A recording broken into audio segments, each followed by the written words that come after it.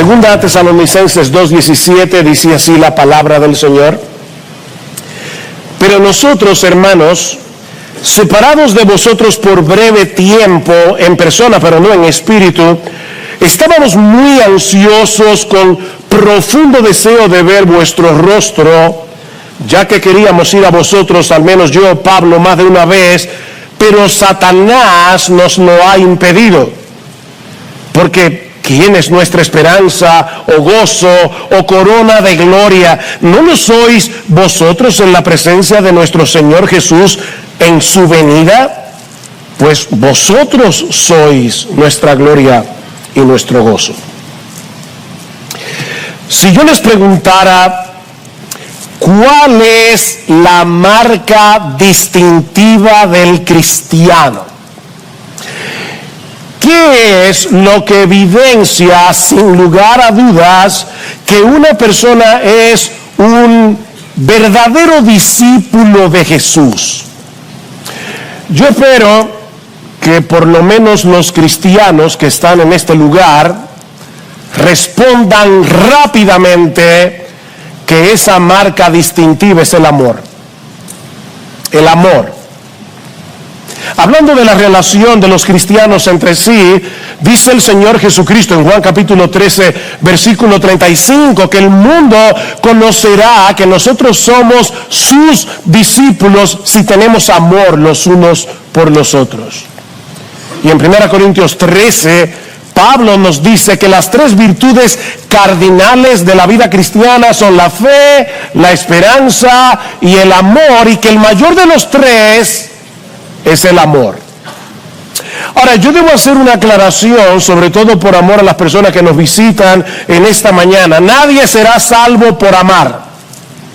O sea, la Biblia no dice ama y serás salvo. La Biblia dice cree y serás salvo. Nadie será salvo por amar. Somos salvos por creer.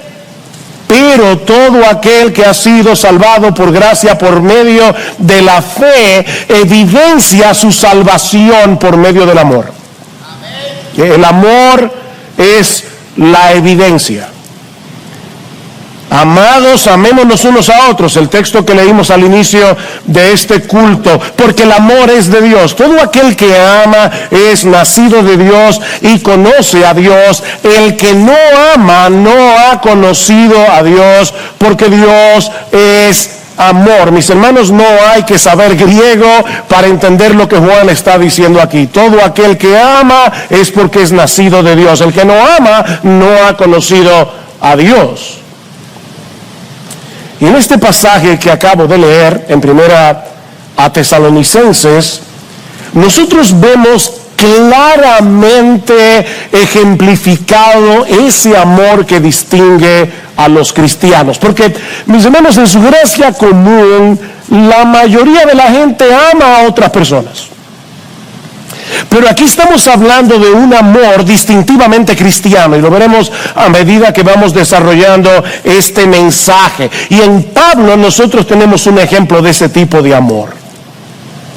Ahora, antes de entrar a considerar el contenido de este pasaje, es muy importante que nosotros veamos un poco de su contexto. Al poco tiempo de que Pablo y su equipo misionero llegaran a Tesalónica a predicar el evangelio, los judíos juntaron una turba que forzó a Pablo, a Silas y a Timoteo a huir de la ciudad. Y es así como Pablo y los demás llegan a Berea. De manera que los misioneros tuvieron muy poco tiempo, apenas unas pocas semanas, para discipular a estos nuevos creyentes y confirmarlos en su fe.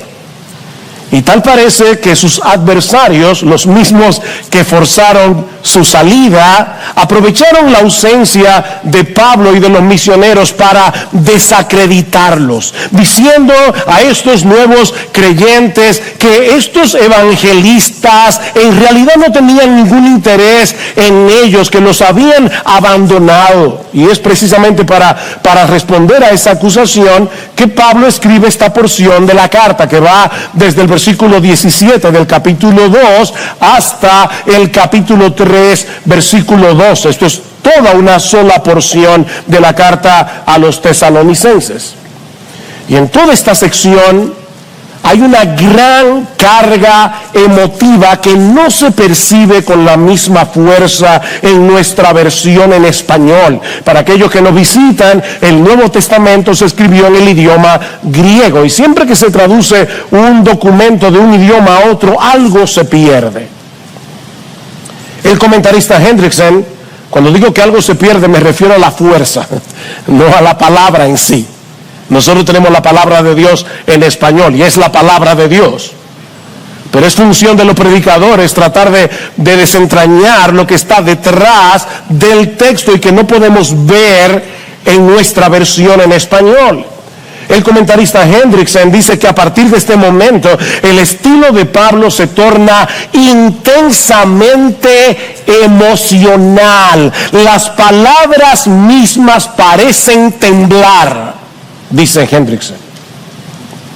Es por eso que hemos titulado este sermón Anatomía del Amor Cristiano, porque miren, mis hermanos, cuando uno lee este pasaje con detenimiento, casi puede escuchar el latido de Pablo, el latido de su corazón por estos hermanos de Tesalónica. Vamos a dividir este pasaje en tres partes y yo espero que sean fáciles de recordar. En primer lugar, un anhelo ferviente. En segundo lugar, un obstáculo formidable. Y en tercer lugar, una esperanza motivadora. Miren qué fácil. Un anhelo ferviente, un obstáculo formidable y una esperanza motivadora. Veamos entonces, en primer lugar, el anhelo ferviente de los misioneros y especialmente de Pablo de regresar a Tesalónica para fortalecer a estos nuevos creyentes en la fe. Vean otra vez el versículo 17. Pero nosotros, hermanos, separados de vosotros por breve tiempo, en persona pero no en espíritu, estábamos muy ansiosos con profundo deseo de ver vuestro rostro. La palabra que se traduce como separación es un verbo compuesto que de paso solo aparece aquí en todo el Nuevo Testamento y que significa quedarse huérfano. Eso es lo que significa el texto. Es la palabra huérfano, pero con un prefijo que la fortalece. O sea, la palabra ya es fuerte en sí misma, pero Pablo le añade un prefijo que transmite una idea más desgarradora. Es como cuando nosotros colocamos la palabra súper antes de una palabra, para señalar que algo no solo es doloroso, sino súper doloroso, o que algo no solo es angustioso, sino súper angustioso. Bueno, eso es exactamente lo que Pablo está haciendo aquí. Este verbo sugiere una separación violenta, una separación desgarradora, dolorosa, profundamente dolorosa, como la de un niño que ha perdido de repente a sus padres, o como alguien que ha perdido un miembro de su cuerpo. Así de doloroso. Y hermanos, así se sentía Pablo cuando se vio forzado a dejar atrás a estos creyentes recién convertidos. A pesar de que no hacía mucho tiempo que había ocurrido la separación, note lo que dice el versículo 17, porque hermanos, nosotros separados de vosotros por breve tiempo, y aparentemente lo que eso significa es, hace poco que ocurrió esta separación, pero nos sentimos huérfanos de vosotros. Y Pablo aclara, separados, y aquí vuelvo otra vez, literalmente, separados de rostro, pero no de corazón. Eso es lo que dice el texto. De rostro, pero no de corazón. En otras palabras, aunque los judíos habían apartado a Pablo y a los misioneros de la iglesia en Tesalónica, no habían podido apartar a estos hermanos de sus corazones. Ellos estaban fuera de su vista, pero no de sus pensamientos, no de sus oraciones. El amor por ellos permanecía intacto a pesar de la lejanía, y de ahí el anhelo ferviente de Pablo de volver a verlos. Noten otra vez el versículo 17. Yo quiero ir palabra por palabra, hermanos. Pero nosotros, hermanos, separados de vosotros por breve tiempo, en persona pero no en espíritu, estábamos muy ansiosos, con profundo deseo de ver vuestro rostro. Y una vez más, el lenguaje es muy emotivo. La palabra que se traduce como ansioso conlleva la idea de apresurarse, de esforzarse. O sea, no se trata de una mera emoción, sino de una emoción que mueve la voluntad. Lo que Pablo está diciendo es que ellos se habían esforzado al máximo por regresar a Tesalónica. Porque hay gente que se vuelve ansiosa y no hace nada. Es como esas personas que están muy ansiosas sentados en una mecedora. Solo se mueven en el mismo sitio. Pero aquí no estamos hablando de ese tipo de ansiedad. Es una emoción que te mueve a la acción.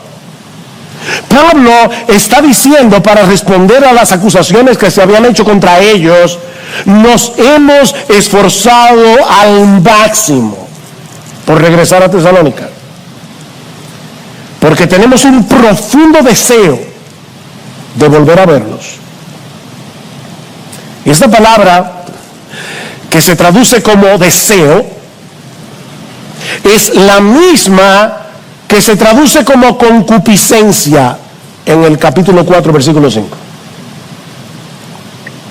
Esta palabra, que podemos traducir literalmente sobre deseo, no es una palabra mala en sí misma, aunque en el Nuevo Testamento muchas veces lo que significa es lujuria, pero depende del contexto y del objeto del deseo para determinar si se trata de un sobredeseo pecaminoso o un sobredeseo por algo bueno. Expresa un deseo muy intenso por algo. Los misioneros deseaban intensamente regresar a Tesalónica, porque estaban preocupados por el estado espiritual de estos recién convertidos, y eso lo veremos cuando estudiemos el capítulo 3, pero déjenme darles una idea. Versículo 1 del capítulo 3: por lo cual, no pudiendo soportarlo más, pensamos que era mejor quedarnos solos en Tesalónica, y enviamos a Timoteo, nuestro hermano y colaborador de Dios en el Evangelio de Cristo, para fortalecerlos y alentarlos respecto de vuestra fe. Capítulo 3, versículo 5. Por eso también yo, cuando ya no pude soportar más, envié para informarme de vuestra fe, por temor a que el tentador os hubiera tentado y que nuestro trabajo resultara en vano. Pero ahora Timoteo ha regresado de vosotros a nosotros y nos ha traído buenas noticias, y la palabra ahí es evangelio. Es la única vez que Pablo usa la palabra evangelio que no sea para el evangelio de Jesucristo. La única vez. Las noticias de Pablo, de Timoteo, dice Pablo, me sonaron como un evangelio para mí. Las buenas noticias de vuestra fe y amor, y de que siempre tenéis buen recuerdo de nosotros, añorando vernos como también nosotros a vosotros. Por eso, hermanos, en toda nuestra necesidad y aflicción fuimos consolados respecto a vosotros por medio de vuestra fe. Y ahora escuchen: porque ahora sí que vivimos si vosotros estáis firmes en el Señor. ¡Wow! ¡Qué amor! ¡Qué amor! Mis hermanos, el verdadero amor cristiano se preocupa genuinamente por la condición espiritual de sus hermanos en la fe. Si bien es cierto que es Dios el que da el crecimiento, Dios usa medios para que sigamos avanzando hacia la madurez. Eso es lo que Pablo nos presenta en Efesios capítulo 4. Es hablando la verdad en amor que podemos crecer para ser cada vez más semejantes a nuestro Señor Jesucristo. Lo que esto significa, en palabras más sencillas, es que es en el contexto del discipulado mutuo que la iglesia avanza hacia la madurez cristiana. Y ese discipulado no es un programa. Alguna gente me pregunta, ¿ustedes tienen un programa de evangelismo? De discipulado, perdón. No, esto no es un programa, hermanos, es el resultado de una genuina preocupación por el crecimiento de tu hermano.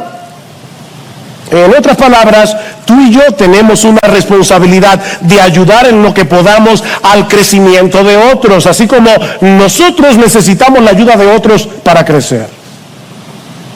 Déjame hacerte una pregunta, ¿tú estás discipulando a alguien ahora mismo?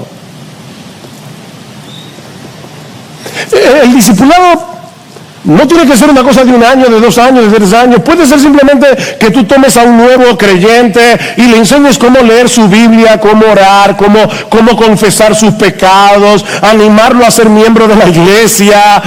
Tú estás discipulando a alguien o alguien te está discipulando a ti ahora mismo. Esto no es un programa. Es simplemente el resultado del amor. El discipulado es una manifestación concreta del amor. Pablo, Silas y Timoteo estaban realmente preocupados por el estado espiritual de estos nuevos creyentes, pero ¿sabes qué? Dios espera ver esa mutua preocupación en todos los cristianos. Esto no es simplemente el amor de Pablo, porque tú sabes que Pablo era un súper cristiano, Pablo era súper espiritual. No, Pablo era un cristiano y era un hombre sujeto a pasiones iguales que las tuyas y las mías. Dios espera eso de todos nosotros. Pablo dice, escribiendo a los Corintios, que Dios espera que en la iglesia no haya división, sino que los miembros tengan el mismo cuidado unos por otros. ¿Oíste eso? Dios espera que en la iglesia tengamos el mismo cuidado unos por otros. Déjenme hacerles una pregunta que yo tuve que hacerme esta semana, porque para serles muy honesto, y se lo comentaba a mi esposa en estos días, preparar este sermón fue muy duro para mí, porque vi mi pecado con una claridad asombrosa. Mi falta de amor. Yo necesito crecer en amor. Y tú también. Porque el estándar es llegar a amar como Jesús. Pues, claro que nos falta. Que os améis unos a otros como yo os he amado. Este es el estándar, ¿no? Así que déjame hacerte la pregunta. ¿Cómo fue que Pablo llegó a desarrollar esa capacidad de amar tan intensa y genuinamente? Porque déjame decirte algo, Pablo no nació así. Hay personas que dicen que él nació así. No. Pablo no nació con una disposición natural hacia el amor, todo lo contrario. Pablo fue un fanático religioso que llegó a perseguir a los cristianos con saña. O sea, antes de ser cristiano, Pablo tenía una gran capacidad de odiar y de hacer daño. El que escribió ese texto nació con una gran capacidad de odiar, con una gran capacidad de hacer daño, hasta que Cristo se encontró con él en su camino a Damasco y el odioso Saulo se convirtió en el amoroso Pablo por el poder del Espíritu Santo. ¿Sabe dónde está el secreto de Pablo? Que Pablo nunca olvidó lo que él había sido. Y precisamente por eso nunca dejó de maravillarse del amor de Cristo por él. Ahí está el secreto. Miren qué fácil. Pablo nunca olvidó lo que él había sido y nunca dejó de maravillarse del amor de Cristo. Y era precisamente el hecho de sentirse tan amado lo que lo movía a amar a otros sin condición. Él mismo escribió en 2 Corintios capítulo 5 versículo 14, el amor de Cristo nos constriñe, el amor de Cristo nos presiona el amor de Cristo, nos motiva pensando esto, y lo que significa es considerando seriamente esto, que si uno murió por todos, luego todos murieron y por todos murió, para que los que viven ya no vivan para sí, sino para aquel que murió y resucitó por ellos. ¿Ves el ya no vivan? Porque todos nosotros, antes de ser cristianos, vivíamos para nosotros mismos, pero alguien llamado Jesús murió por nosotros en una cruz. ¿Y sabes para qué? Para que ya no sigas viviendo para ti mismo.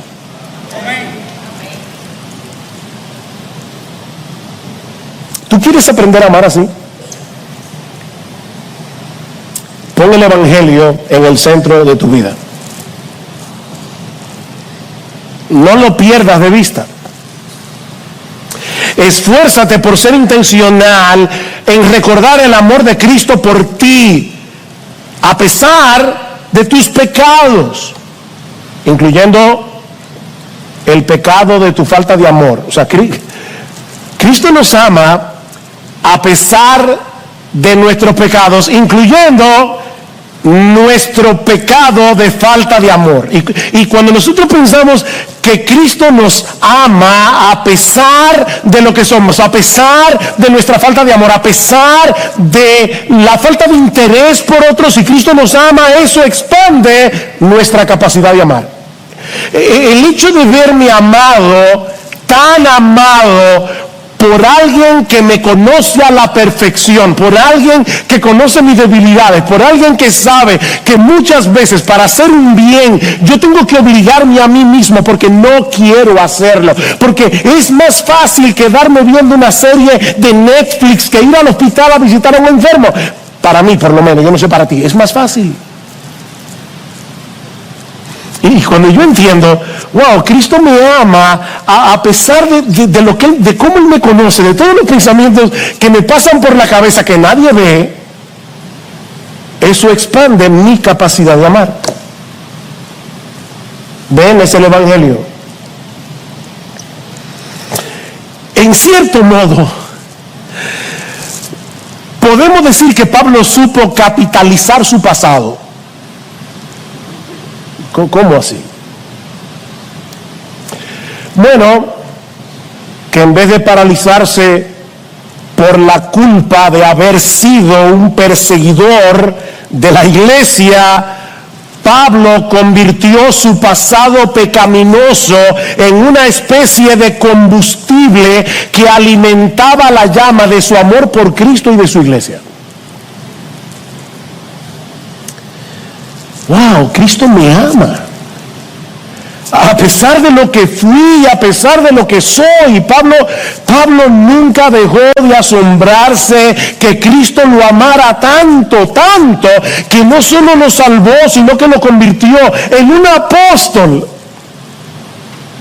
Pablo dice en Efesios 3, me encanta este versículo: a mí, que soy menos que el más pequeño de todos los santos. Definitivamente Pablo sabía acumular las palabras, ¿verdad? Para expresar una idea. A mí, que soy menos que el más pequeño de todos los santos, me fue dada esta gracia de anunciar entre los gentiles el evangelio de las inescrutables riquezas de Cristo. Pablo dice, yo no puedo entender cómo Cristo me ama tanto. Y por eso podía amar como Él amaba, siendo un hombre como tú y como yo, que seguramente tenía que luchar con sus propios pecados. Ahora, Pablo no solo estaba muy consciente del amor de Cristo, en contraste, ¿verdad?, con su pecaminosidad, sino también del hecho de que Cristo lo había colocado en medio de esa familia que él antes perseguía. Esos que antes eran el objeto de su odio, ahora eran sus hermanos. ¿Ven cómo comienza el texto? Pero nosotros, hermanos, y alguien puede decir, Bueno, pastor, pero usted sabe que Pablo le llamaba hermano a todos los cristianos. Ya está viendo más de la cuenta. No, yo no creo que el uso de la palabra hermanos aquí sea casual. Y no lo creo por la cantidad de veces que Pablo usa la palabra hermanos en esta carta. Para que tengan una idea, ¿cuántos capítulos tiene la carta a los romanos? 16 capítulos. ¿Cuántos capítulos tiene 1 Tesalonicenses? 5 capítulos. ¿Saben cuántas veces Pablo usa la palabra hermanos en toda la carta de los romanos? 20 veces. ¿Saben cuántas veces usa la palabra hermanos en estos 5 capítulos de 1 Tesalónica? 19 veces, casi la misma cantidad, con 11 capítulos de diferencia. Hermanos, hermanos, hermanos. Los cristianos debemos amarnos porque somos hermanos. Somos y hermanos de sangre, en el mejor sentido de la palabra. Somos miembros de una misma familia, tenemos un mismo Salvador, fuimos comprados por la misma sangre y ahora pertenecemos al mismo Padre. Mis hermanos, cuando Cristo murió en la cruz, una de las cosas que nos quitó como una ropa sucia es el individualismo. Esta es una sociedad eminentemente individualista. Yo, mis derechos, lo mío. Cuando Cristo nos salvó, nos quitó la ropa vieja, sucia, podrida del individualismo y lo enterró. Déjalo ahí donde Él lo enterró. Deje el individualismo a un lado. Por eso les decía al principio, hermanos, nosotros necesitamos un avivamiento de amor. Un avivamiento de amor que nos mueva a salir de nuestra zona de comodidad y arriesgarnos a amar a otros, independientemente de si los otros te aman a ti. Y digo arriesgarnos porque, déjenme decirles algo, el amor es arriesgado. Muy arriesgado. Tú puedes darte por entero a una persona que después te va a clavar un puñal en la espalda. Y como quiera, tú debes amar. Debes amar.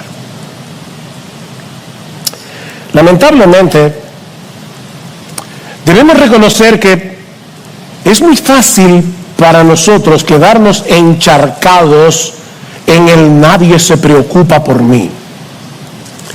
En vez de decirnos a nosotros mismos, necesito crecer en mi preocupación por los demás. Yo necesito ser intencional en orar por mis hermanos en la fe, en aliviar sus cargas, en ayudarlos a crecer. Es mucho más fácil decir, nadie se pone en mi pellejo, que hacer el esfuerzo de ponernos en la piel del otro. Sobre todo cuando nosotros mismos estamos pasando por tiempos difíciles. Cuando nosotros mismos estamos sufriendo. Ustedes leyeron con cuidado lo que Pablo dijo en el capítulo 3, versículo 7, porque hay algo allí que podemos fácilmente pasar por alto, que dice Pablo, por eso, hermanos, en toda nuestra necesidad y aflicción fuimos consolados respecto a vosotros por medio de vuestra fe. Pablo mismo estaba en necesidad. Pablo mismo estaba en aflicción cuando manifestó este amor tan profundo por los hermanos de Tesalónica. Así que el dolor no es una excusa. Mira, mi hermano querido, mi hermana, en vez de aislarte en tu dolor, haz lo que hizo Pablo. Pablo seguía preocupado por estos hermanos. Y aunque se había esforzado por regresar a Tesalónica, algo se lo impidió. Lo que nos lleva a nuestro segundo encabezado. Ya vimos el anhelo ferviente. Vamos ahora en segundo lugar el obstáculo formidable. Versículo 18. Ya que queríamos ir a vosotros, al menos yo, Pablo, más de una vez, y no es que Pablo está diciendo, bueno, por lo menos yo, Timoteo y Sila, yo no sé, no. Lo que pasa es que varias veces Pablo se quedó solo, sin Timoteo y Silas, y muy probablemente lo que Pablo está diciendo es, cuando yo estaba solo, más de una vez yo traté de volver, y no pude. ¿Y por qué no pudiste, Pablo? Porque Satanás nos lo ha impedido. ¿Qué texto más misterioso, verdad? Satanás me lo impidió, o Satanás nos estorbó, como dice la Reina Valera del 60. Este es un término militar que hace referencia a las trincheras que cavaban en el camino las tropas enemigas para evitar que el otro ejército avance. Esa es la idea. Así que Pablo está señalando a Satanás aquí como una fuerza opositora que se opone al avance del Evangelio. Ahora, nosotros no sabemos cómo fue que Satanás le impidió a Pablo regresar a Tesalónica, porque Pablo no lo dice, así que no nos vamos a poner a especular. Tampoco sabemos cómo es que Pablo podía saber con tanta certeza que fue el diablo que se le impidió. Y esto es interesante porque en el libro de los Hechos, en el capítulo 16, por lo menos vemos dos ocasiones en que fue el Espíritu Santo el que le impidió a Pablo y a su equipo misionero avanzar. Dice en Hechos capítulo 16 que Pablo y su equipo misionero pasaron por la región de Frigia y Galacia, habiendo sido impedidos por el Espíritu Santo de hablar la palabra en Asia. Y cuando llegaron a Misia, intentaron ir a Bitinia, pero el Espíritu de Jesús no se lo permitió. ¿Ven? El Espíritu Santo estaba poniéndole obstáculos a Pablo. Y lo estaba haciendo para obligarlo, para forzarlo. Si ustedes ven un mapa de Asia Menor, se van a dar cuenta que Pablo está recorriendo Galacia, Bitinia, y llega a un punto que solo le queda Troas, y después de Troas está el mar. Y es ahí donde aparece un varón macedonio que le dice a Pablo, pasa a Europa y ayúdanos. Así que el Evangelio llega a Europa porque el Espíritu Santo, que aquí es identificado como el Espíritu de Jesús, tiene un plan misionero, y conforme a ese plan misionero estaba acercando a Pablo para que el Evangelio llegara a Europa. Así que yo vuelvo a preguntar, ¿cómo podía Pablo saber que en esa ocasión el impedimento vino del diablo y no del Espíritu Santo?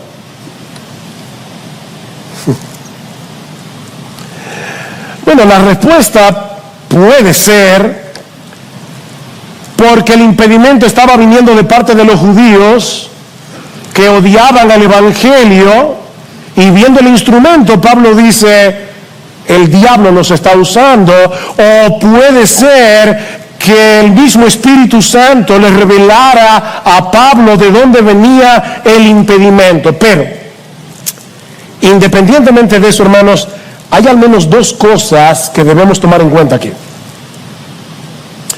La primera es que en el avance de la obra de Dios en el mundo, ni el Espíritu Santo ni Satanás son observadores pasivos. Eso es obvio.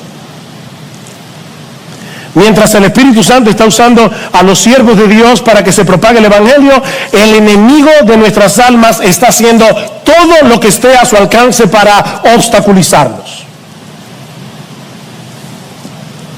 El diablo odia el Evangelio. De hecho, mi amigo que estás aquí sin Cristo, déjame decirte algo. ¿Sabes por qué el diablo odia el evangelio? Porque Satanás no quiere que tú escuches el evangelio, porque el evangelio es poder de Dios para salvación. Y el diablo es tan cruel que quiere arrastrarte con él al infierno. Por eso el diablo odia tanto el evangelio. No de gratis. Pero la segunda cosa que debemos tomar en cuenta es que aún el mismo Satanás está bajo el control soberano de Dios. Y por lo tanto, él no puede actuar sin su permiso. ¿Recuerdan en Lucas, capítulo 21, versículo 22-31, cuando Cristo le dice: Pedro, Satanás os ha pedido para zarandearlos como a trigo, pero yo he rogado por ti para que tu fe no falte. Satanás os ha pedido, porque él no puede hacer absolutamente nada a menos que Dios se lo permita. Y cuando Dios se lo permite, es porque tiene un propósito superior en mente. Dios usa al mismo diablo para llevar a cabo sus planes.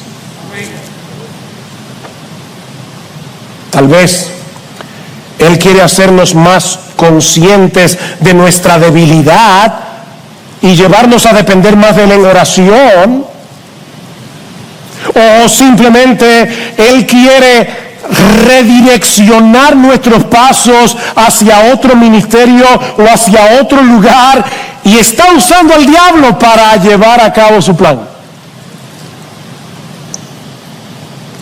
Porque de una forma u otra, la voluntad soberana del Dios soberano termina imponiéndose. Y gloria a Dios por eso. De hecho, si lo pensamos bien, nosotros debemos darle gracias a Dios de que Él le haya permitido al diablo impedirle a Pablo regresar a Tesalónica. ¿Por qué? Porque de no haber sido así, Pablo no hubiera escrito esta carta, ni la segunda. ¿Qué sabio es Dios? De haber tenido éxito en su deseo de volver, Pablo no hubiera tenido la necesidad de escribir Primera Tesalonicenses, ni Segunda Tesalonicenses. Y la iglesia de Cristo se habría perdido de dos tesoros tan valiosos.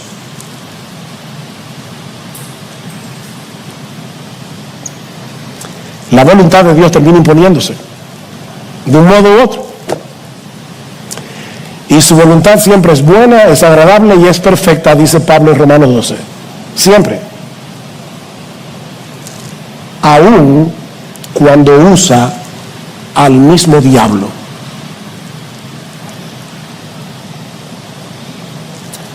Sin embargo, mis hermanos, aunque eso definitivamente es un misterio para nosotros, el mismo Dios nos dice en su palabra que debemos orar por el avance del evangelio precisamente debido a esa oposición diabólica. Mis hermanos, nosotros estamos en una guerra. Esto no es un picnic de escuela dominical, esto es una guerra. Esto es una guerra que se pelea de rodillas. ¿Qué dice Pablo en 2 Tesalonicenses, capítulo 3? Versículos 1 al 3, dice: finalmente, hermanos, orad por nosotros para que la palabra del Señor se extienda rápidamente y sea glorificada, así como sucedió también con vosotros, y para que seamos librados de hombres perversos y malos, porque no es de todos la fe. Pablo está diciendo: oren por nosotros, porque la obra no se hace sin impedimento. Y en Efesios capítulo 6, ustedes conocen el texto: no tenemos lucha contra sangre y carne, sino contra principados, contra potestades, contra huestes de maldad en las regiones celestes. Y ahora Pablo termina diciendo: tomen la armadura de Dios y oren por mí, para que me sea dada palabra, para que yo pueda, en medio de esta guerra, yo pueda dar a conocer el evangelio como yo debo predicarlo. Oren por mí, dice Pablo, aún para que Dios me dé valor. Oren por eso. Cuando sus pastores salen a predicar, hermanos, estos o los hermanos que van a Primavera, o los hermanos que van a Yabonico y a otros lugares, que salen cada domingo de esta iglesia y de otras iglesias de Cristo en el mundo entero a predicar el evangelio, el diablo está atento, no el mismo Satanás, porque él no es omnipresente, pero sus huestes demoníacas quieren impedir que el evangelio se expanda. ¿Y qué debemos hacer nosotros? Orar. Orar, mis hermanos, porque este es un enemigo que no podemos enfrentar en nuestras propias fuerzas, y porque lo que está en juego aquí es demasiado precioso. Y eso nos lleva a nuestro tercer encabezado. Ya hemos visto un anhelo ferviente, hemos visto un obstáculo formidable. Vemos ahora, en tercer y último lugar, una esperanza motivadora. Una esperanza motivadora. Además del profundo amor que los misioneros sentían por los creyentes de Tesalónica, su anhelo de volver a verlos y confirmarlos en su fe era motivado por el gozo que estos creyentes producían en el corazón de Pablo en el presente, y el gozo que estos creyentes producirían en el corazón de Pablo en la segunda venida de Cristo. Vean el versículo 19. Segunda Tesalónica 2:19. Porque ¿quién es nuestra esperanza, o gozo, o corona de gloria? ¿No lo sois vosotros en la presencia de nuestro Señor Jesús en su venida? Pues vosotros sois nuestra gloria y nuestro gozo. Obviamente, nuestra esperanza y nuestro gozo cuando lleguemos al cielo será encontrarnos con Jesús. Nada sobrepasará el gozo y la alegría de estar en su presencia. Pero lo que Pablo está diciendo es que también será motivo de mucha alegría ver en nuestros hermanos, estoy escogiendo cada palabra, no ver a nuestros hermanos, no, eso también será de alegría, pero ver en nuestros hermanos el resultado del trabajo que hicimos aquí para beneficio de ellos. Debo explicar esto con calma, porque quiero animarlos. Miren, hay muchas personas que intervienen en la salvación y edificación de cada creyente. Y es imposible establecer de este lado de la eternidad qué papel le tocó a cada uno. Escribiendo a los Corintios, Pablo dice: yo planté, Apolos regó, pero el crecimiento lo ha dado Dios. Así que ni el que planta es algo, ni el que riega es algo, sino Dios que da el crecimiento. Así que al final la gloria es de Dios, porque Él es el que hace eficaz el fruto de nuestro ministerio. Pero en ese mismo pasaje, Pablo dice que nosotros somos colaboradores de Dios. Somos colaboradores. ¿Qué socios tiene Dios, verdad? Sí. Somos colaboradores de Dios. Y todos los que intervinieron en esa cadena de evangelismo, discipulado, recibirán su recompensa. Tal vez tú fuiste el primero en compartir el evangelio con alguien que en ese momento no reaccionó. Luego vino otro y regó la semilla que tú habías sembrado. Y luego vino otro, años después, ya tú ni te acuerdas que tú le predicaste el evangelio a esa persona, que volvió a regar la semilla que tú sembraste.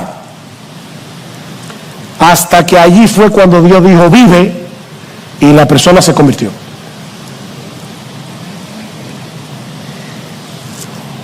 O tal vez a ti te tocó discipular a ese nuevo creyente y ayudarlo en sus primeros pasos en la fe. O tal vez tú fuiste el instrumento que el Señor usó en tiempo de peligro, cuando ese mismo hermano estuvo a punto de caer, y debido a tu cuidado fue rescatado a tiempo.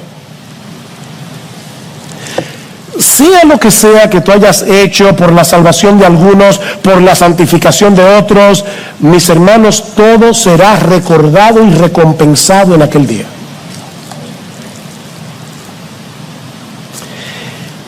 Mira, tal vez las personas que tú beneficiaste ni te lo agradecieron. O tal vez ya tú ni te acuerdas que tú fuiste parte de ese proceso. Ni te acuerdas. Tú recuerdas a todas las personas que tú has animado en esta iglesia. O tú recuerdas a quienes tú le has predicado el evangelio a lo largo de toda tu vida cristiana. Hay una historia famosa de un señor llamado Luke Short, un inglés, que oyó el evangelio a través de un pastor muy famoso en la época de los puritanos, Richard Sibbes, y no se convirtió. 15 años tenía. Luke Short emigró a las colonias americanas y cuando tenía más de 90 años de edad, sentado en una piedra en su campo, recordó la prédica de Richard Sibbes que él oyó cuando tenía 15 años y se convirtió.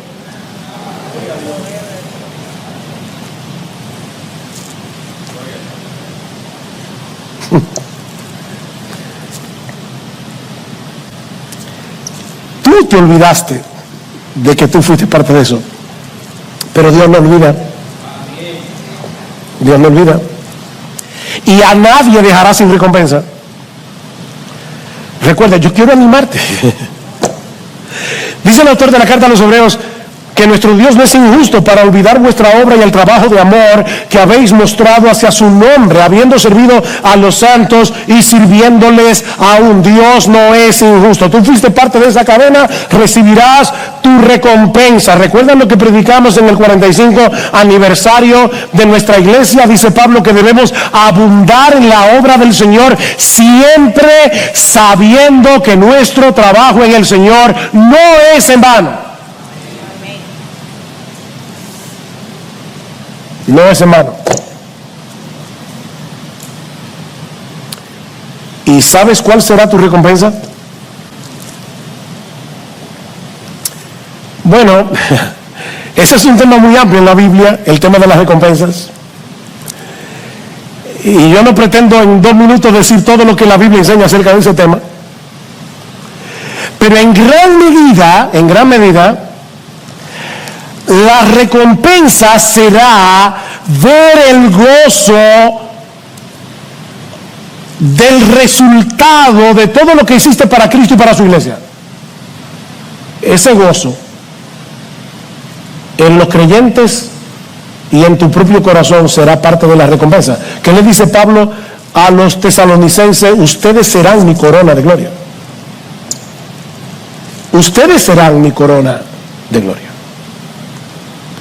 Mi recompensa y mi gozo, dice Pablo, será verlos allí en cuerpos glorificados, reflejando ya sin pecado la gloria de nuestro Señor y Salvador, y escucharle a Él, a mi Señor, a mi precioso Salvador, decirme a mí, por causa de ustedes que van a estar allí en cuerpos glorificados: Pablo, bien, buen siervo y fiel. Esa será mi corona.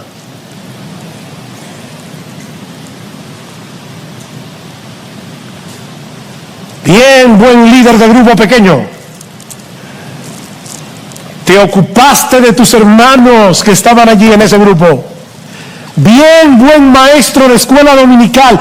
Tú ni te acuerdas a quién le diste clases cuando ese niño tenía 8 años, pero tú sembraste una semilla en el corazón de ese niño cuando tú eras maestro de escuela dominical, y sin tú saberlo, con el paso del tiempo, Dios fue enviando persona tras persona tras personas que regaron esa semilla hasta que germinó. Y cuando estemos en la gloria, nosotros veremos a todos esos esos santos brillando con la gloria de Jesús y Cristo diciendo: ven acá, mi hijo, ven acá, ven acá. Tú ese que está ahí, bien buen siervo y fiel, porque Él está aquí por ti, por mí.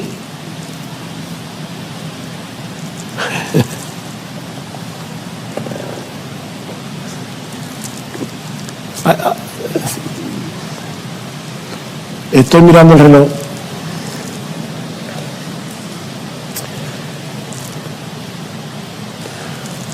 Hay una canción que la letra no es teológicamente tan precisa, pero muchas veces a lo largo de mi vida cristiana escucho esa canción y me pongo a llorar. Y es un individuo que narra un sueño. Ya, yo sé que algunos miembros de MCJ ya se ponen nerviosos. Dice: yo tuve un sueño. En el sueño yo llegaba al cielo y caminando por las calles de oro me encontré contigo. Y mientras hablábamos, un joven vino caminando hacia ti y te dijo: fulano, tal vez tú no me recuerdas, pero yo fui alumno tuyo en la escuela dominical cuando yo tenía 8 años. Y un día estabas orando por tus alumnos y el Espíritu Santo te usó para salvarme a mí.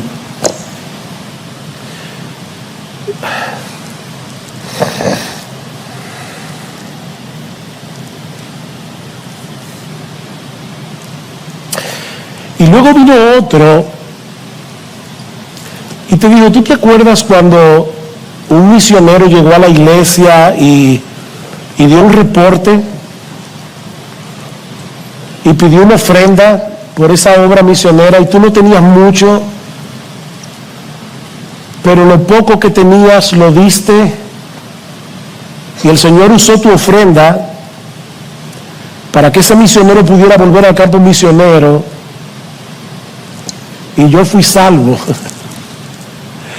Y la canción tiene un estribillo, un corito, un coro que dice: gracias por haberte dado al Señor. Yo soy una vida que fue transformada porque tú te diste al Señor. Y él termina diciendo: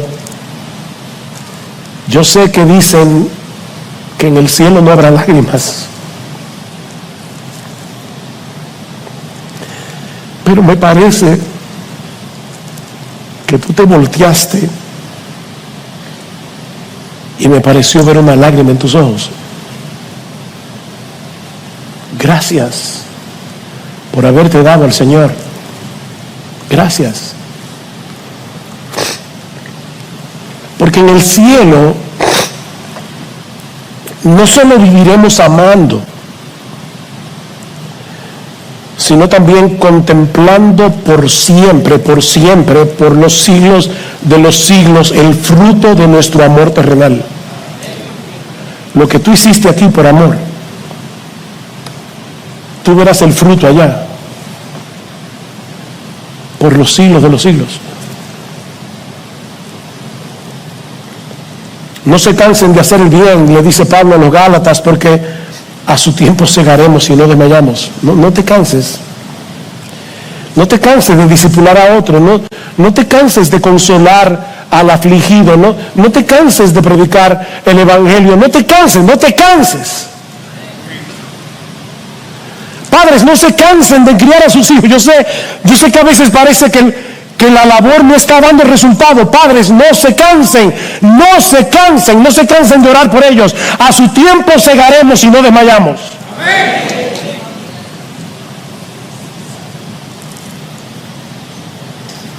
trabaja arduamente, con los ojos puestos en la segunda venida. No aquí, no allá, porque ese será el día de nuestra coronación. No juzguéis nada antes de tiempo hasta que venga el Señor, el cual aclarará también lo oculto de las tinieblas, manifestará las intenciones de los corazones, y entonces cada uno recibirá su alabanza de Dios. ¿Sabes qué? Lo que nadie vio de tu trabajo, Dios lo vio. Dios vio tu lucha para poder servirle a ese hermano, a esa hermana. Dios vio tu lucha criando a tus hijos. Dios vio tu lucha. Y cuando Dios aclare las intenciones del corazón, cuando eso que ahora está oculto en las tinieblas salga a la luz, cada uno recibirá su alabanza de Dios, y Dios no miente.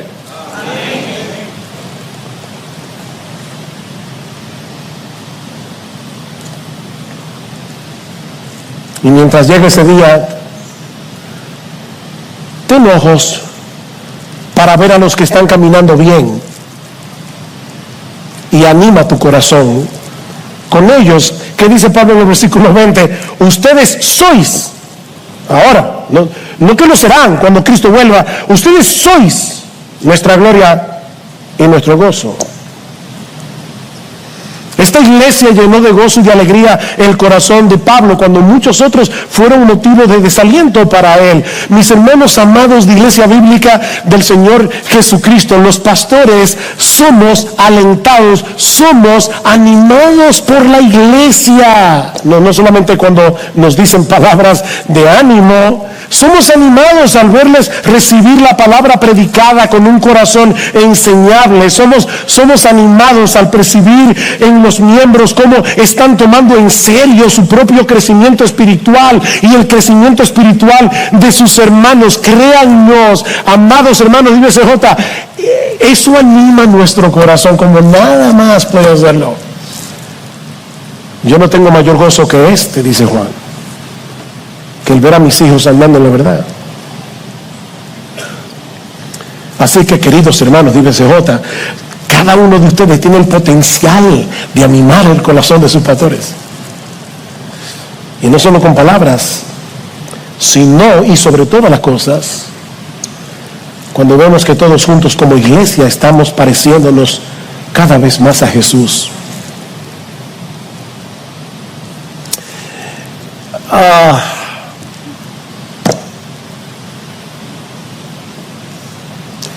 Y yo no puedo terminar sin decir dos cosas. Sí, me pasé. Una vez al año no hace daño, dicen los cubanos. Déjeme añadir solo dos cosas. Voy a tratar de ser breve. Voy a ser breve. La primera es que vuelvas a recordar el Evangelio. Vuelve a recordar el Evangelio, porque miren, es muy difícil escuchar un mensaje como este y no sentirse muy mal, bien convicto de pecado. Se lo digo por mí. Nos quedamos tan cortos al ver ese ejemplo de amor. Pero recuerda, mi hermano, mi hermana, que Cristo vivió, murió y resucitó por ti, para reconciliarte con el Padre. Él llenó la medida de amor que nosotros jamás vamos a poder llenar de este lado de la eternidad, que de hecho ni siquiera Pablo la pudo llenar, una medida que nadie puede llenar. Y la sangre que Él derramó en la cruz hace 2000 años todavía nos limpia de pecados, incluyendo nuestra falta de amor.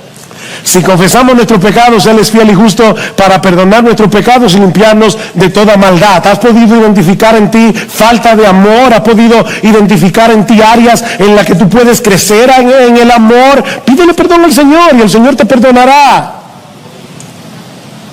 Recuérdate de nuevo el Evangelio para que no te quedes aplastado por el peso de la culpa y puedas regocijarte otra vez en tu salvación y seguir corriendo. Pero no lo dejes ahí. Y aquí está mi segunda aplicación. Todos nosotros necesitamos seguir creciendo en nuestra capacidad de amar a los demás.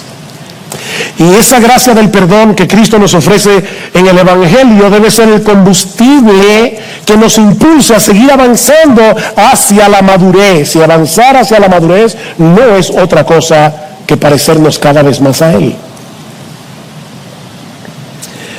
La razón por la que somos recibidos en la presencia de Dios es la obra de Cristo a nuestro favor. Como decíamos al inicio de este mensaje, no somos salvos por amar, somos salvos por creer. Cree en el Señor Jesucristo, cree y serás salvo. Pero Cristo es tan bueno y tan poderoso que Él no nos deja como nos encuentra. Así como Él convirtió al odioso Saulo en el amoroso Pablo, Cristo nos libera de la esclavitud del pecado, nos libera del orgullo, nos libera del egoísmo, para que ahora seamos capaces de amar con esa clase de amor con el que somos amados por Él.